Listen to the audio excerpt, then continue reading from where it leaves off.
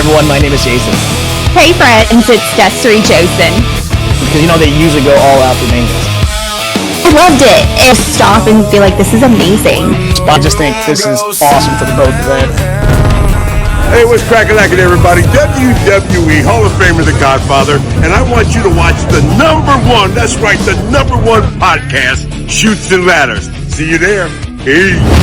Here are your hosts, Jason and Desiree. One, Chutes and Ladders, the rising sun of wrestling. What's going on, everyone? My name is Jason. Hi friends, it's Desiree Josen. Pro wrestling exists all over the world, but there may not be another country that has shaped modern-day wrestling more than Japan. From breathtaking in-ring storytelling and hard-hitting strikes to legendary factions, unforgettable rivalries, and some of today's biggest stars, we're going to break it all down. Des, what are your initial thoughts? Japan is a well-oiled machine that knows exactly what they're doing. They just have this slick, disciplined style.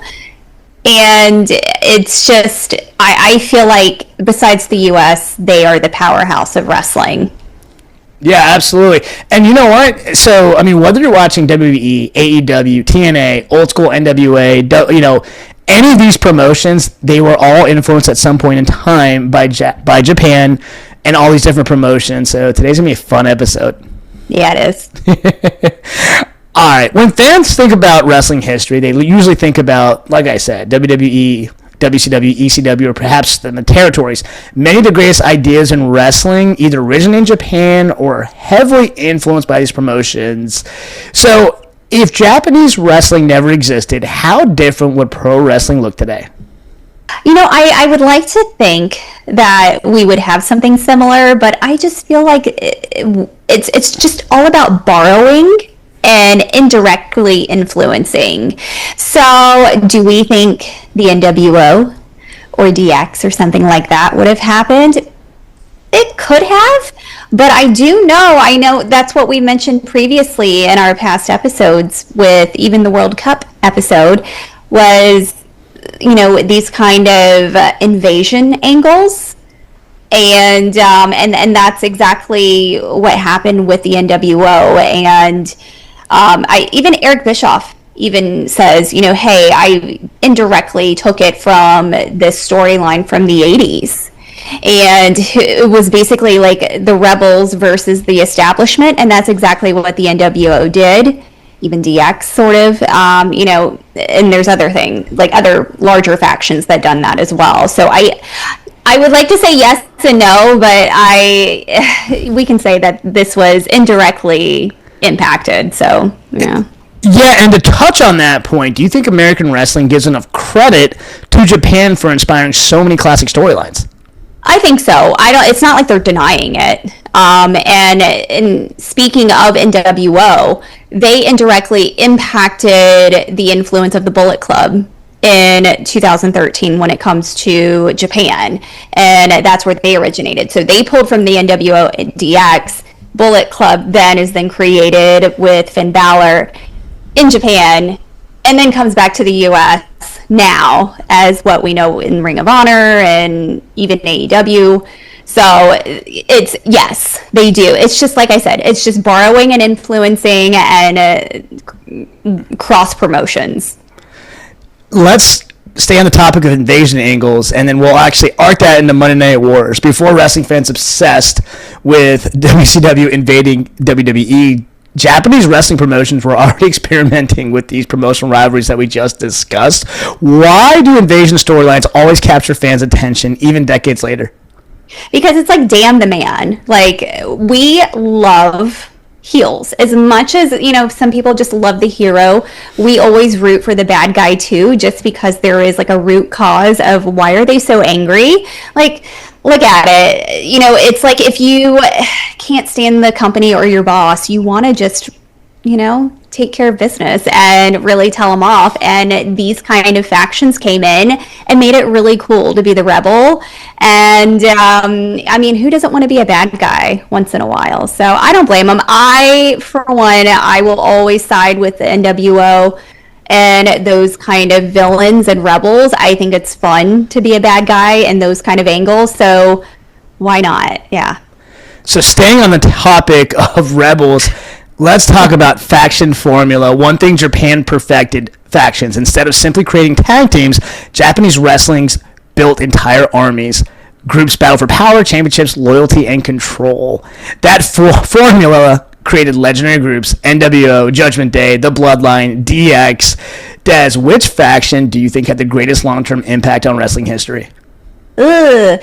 You know what? I already said it. It's NWO. Like everyone, when you see the black and white, and that was inspired too by Japan, was the black and white, the realism, the shoots, just everything overall.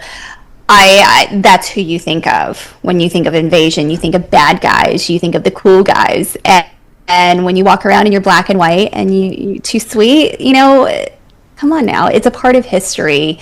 They're Hall of Famers for a reason. So why not? And they've impacted other groups, like you mentioned, like the Bloodline, Judgment Day, Bullet Club, you name it. Someone loved someone in the Wolf Pack or whatever. So yeah, NWO for life. So now let's talk about some of the wrestling stars that have forged in Japan. I mean, we have plenty, but let's talk about, we have Kenny Omega, Finn Balor, Will Ospreay. Japan taught them selling, storytelling, intensity, and how to make every match feel important. Which wrestler do you think benefited the most from their time spent competing in Japan? I mean, you got to look at it. Japan really focuses on technicality, discipline. Like, you really rough it out in the dojos there, and it becomes like a way of life. And so those that come in and train there, you can really tell who was inspired by the Japanese training style, just because of how technical and how good they are. I really love Kenny Omega. I think he's like one of the best when you see it in the ring. Even AJ Styles, even Brock Lesnar. Those are the ones that come to mind. I mean, come on now. Our most recent one, Will Ospreay. So I really can't pick. I mean, generationally, I've listed them, but the most recent will be Will. But yeah, it's really hard to nail down one. So Kenny and Will. Love it. And you can't really go wrong with any of those choices for sure. All right, now let's talk about Japanese superstars taking over America. Today's wrestling landscape has never featured more elite Japanese talent. Superstars like Io Sky, Okada, Takeshita. They've brought unique blend of athleticism, emotion, and realism to American audiences. Des, which Japanese star has brought the biggest impact on American wrestling right now? Oh, no. Everybody. I love them all. And if you start listing them in every promotion, you can't pick any. I think female-wise, it's going to be Io, just because I feel like she's our sweetheart. She's our international sweetheart. She's loved everywhere. Male, I don't know. Like, you got to look at Shinsuke. We love him. We love Okada and Takeshita. They just put on one of the best performances ever in the ring. I mean, God. So I'm going to go with those four. Love it. Again, you can't really go wrong. Okay, no.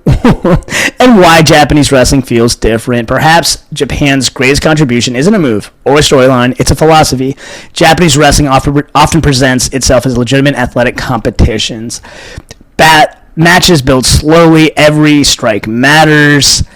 Des, do you prefer wrestling presented as sports entertainment or as a combat sport? That's really hard, just because I've only been raised on wrestling entertainment. But the older that I get and the more that I'm exploring, and luckily with social media, we have more access to these resources of seeing older matches and even being able to watch current things such as New Japan and Stardom and everything that's going on internationally. I really, the more I'm being exposed to it, I do like the Japanese style, just because I love the storytelling. I love the submissions and their really innovative moves, their endurance. I don't know. I just love it. I love the fact that wrestling isn't just something that you would see on regular TV, but it's more of a combat, like you said. It's an art. And I want to be able to kick someone's ass and make it look really cool, and they make it like the coolest thing ever. Totally agree. All right, Des, and now we're going to do a strong style fast count. Are you ready? Oh, okay. All right, first question. Favorite Japanese wrestler of all time? You know what? I'm going with Io Sky. I love it. Okay, favorite Japanese wrestling promotion? Stardom. Ooh, good. All right, better style, strong style, or American style? Strong style. All right, best finisher for a Japanese wrestler? I like a good running knee strike.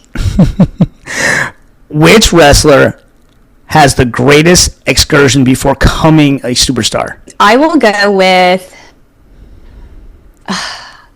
Finn Balor or Kenny Omega. Dream match. One Japanese legend versus one current WWE or AEW star. Great Muta versus Will Ospreay.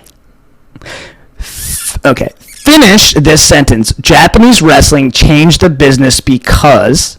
Of their respect and discipline. Now let's talk about final thoughts. Listen, Japanese wrestling has influenced pro wrestling exponentially. What are your final thoughts overall?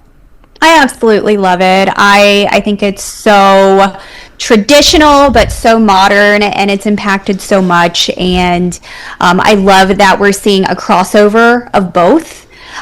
So yeah, I respect it. I love it. I want some more of Japanese wrestling. And that actually wraps up this episode. What are your thoughts on Japan's influence on professional wrestling? Please shoot us a DM at the Chutes and Ladders. And remember to like, share, and subscribe on YouTube and Spotify. Once again, my name is Jason. I'm Desiree Jason. All right, until next time, have a blessed day and a blessed week. Have a great week. Bye, friends. This was another episode of the Chutes and Ladders podcast.